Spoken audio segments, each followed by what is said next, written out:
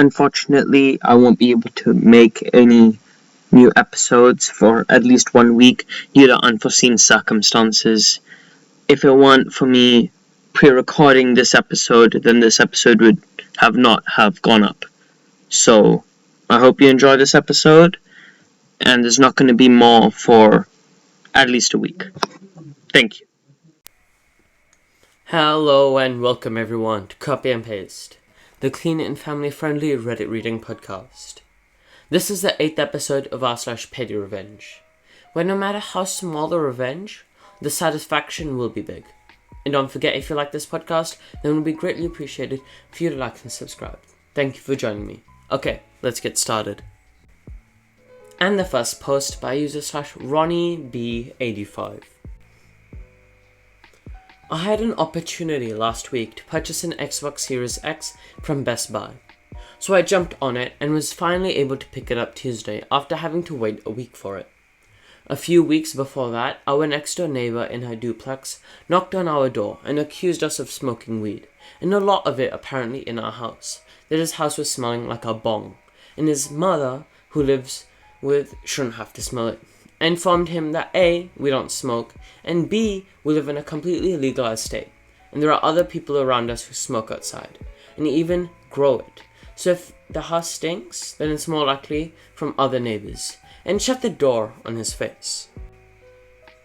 The next day, I got a text from the landlord that said the neighbors had complained and wanted my side of what happened, and reminded me that any kind of smoking in the unit was violating our lease and was grounds for eviction. So I told her that he was pretty rude and made a big, huge accusation about something he was totally wrong about. I reassured the landlord that we have not ever smoked in the house and don't smoke because my significant others and I's job require random drug tests. But I also took the time to tell the landlord that the neighbor smokes cigarettes right by our front doors and the smell seeps into my house, and I was tired of it. So she said she would tell him he has to stand no less than 10 feet away from the building from now on, which means he can't stand under the carports and smoke. So, Tuesday, I picked up my Xbox Series X from Best Buy, and as I'm pulling into the carport, I see a dude smoking under it, clearly not caring that the landlord told him not to. He sees me and his eyes light up once he realizes I have the Xbox in my hands and says, "Oh my god, how did he get that? Can I come over and see it and play it once you get it set up?" I look at him and say, "Yeah, no. Remember a couple of weeks ago, you tried to tell the landlord we were smoking pot in our house and lied and almost got us evicted? Well, because of that incident, I would just rather you not come into my house, ever." And walked inside. Pretty sure I saw a tear under his eye before I closed the door. That post was simple but sweet. And the second post by user /Livinginweirdtimes. My neighbors got a dog about 3 years ago. These neighbors and I share a fence. It separates our backyards. Well, this dog snarls and barks and tries to bite me through the fence the entire time I'm out in the backyard.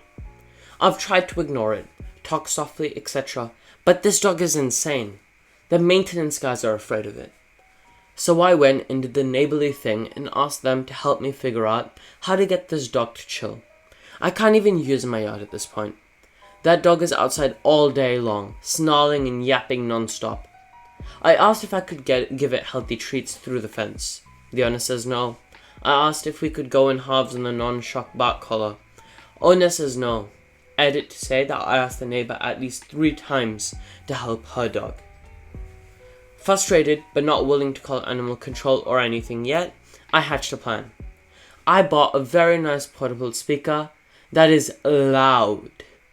Like, I saved and invested in this. Now every time I go to my backyard, I bring my speaker. There is no daytime noise ordinance here. I checked. When the dog begins its snarling, barking, attacking the fence thing, my neighbors, all of them, get to enjoy a little Lamb of God, or Rotting Christ, or some other great music turned all the way up. My speaker shakes the table. It didn't take the neighbors long to put 2 and 2 together. The dog is now kept mostly inside, and when it does come out, it's quick or the owner goes out with it. The neighborhood is wonderfully quiet nowadays. And the third post by user/gearkitty. I have a remarkably simple email address, something similar to a johnsmith@gmail. I got in on the early beta for Gmail. The problem with that is there is one person in TX and another in California that insist on using my email address as their own.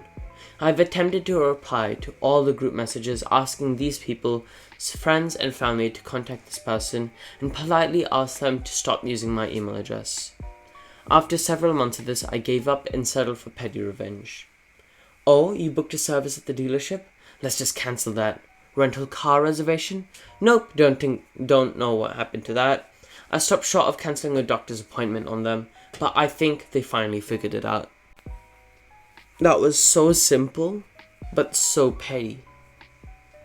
And the fourth post by user/lay10021. I'm trying to get my husband a PS5 for Christmas. I'm not as savvy as many other people out there when it comes to technology, so I'm not having much luck. I tried to get one from Walmart, but the notification said the releases are for Walmart Plus only. I now realize this is applied to get people to join, but I figured I would have some luck at least. Wanting to be a good wife? I joined and have now wasted about 12 hours of my life waiting in virtual lines that just eventually disappear. And I'm out $98. Now I know Walmart doesn't really care about my PettyRevenge, so this is really more for my peace of mind. The only benefit I see from Walmart Plus is that they offer free shipping on any order, instead of $5.99 for orders over $35. So I've been using this to my benefit. When I'm at the store and I see an item I think I can get cheap at Walmart, I look on my app, and if it is cheaper, I order it. I'm talking a can of beans. But I do it one at a time, so they have to ship a can of beans to me for free. And then the next day, maybe it's a jar of spices. That way I'm gonna save the $98 through comparison shopping for the next year. And then they have to ship me those items for free. Again, I know they don't give a crap, but it gives me a little satisfaction. And the fifth post by user/Stuckinatransporter. Back in the 90s, our landline phone number was one digit different from our auto repair workshop, and I would frequently get calls from customers misdialing looking for this repairer. No big deal, I just let them know. Easy mistake, maybe have a laugh, but it was starting to become a bit of a pain. One day, I got this call from some lady. I said hello. The first thing out of her mouth was, "Is my car ready yet? I've been waiting all day and I have important things to do." This irritated me instantly, with a rude attitude. So thinking quick, I asked her her name and said I'll go find out. I put the phone down and went outside to have a smoke, and had to think about what to say. After a few minutes, I picked up the phone and informed her that I'd spoken to the manager, and he told me that after a good bit of haggling, he managed to get $2,000 for the car, and if she would come down this afternoon, he would have the cash for her. This, as you can imagine, went down like a lead balloon. She lost the plot big time, saying it was only in for repairs, calling us thieves, and threatening to call the police. And she would have us all arrested if her car wasn't there when she came to collect it, when the taxi dropped her off. I said sorry, but it's not here. It was taken about an hour ago, and if she wanted to come down and have a chat to the manager, she was welcome to. Sorry, I have to go, we are very busy. And hung up. I've always felt a little guilty for that poor manager, but would have loved to have been a fly on that wall when she turned up. And the sixth and final post by user/Chris Reddit. Friday night, my wife ordered a takeaway for delivery for us. An hour and a half later, it hadn't arrived. So she called the shop, and they were surprised that it said it was delivered a while ago. Turns out they delivered it to the wrong house. Long story short, our road turns into a different road part way down. It's rare, but stuff can go wrong. It doesn't usually happen because you have to go past our house to get there.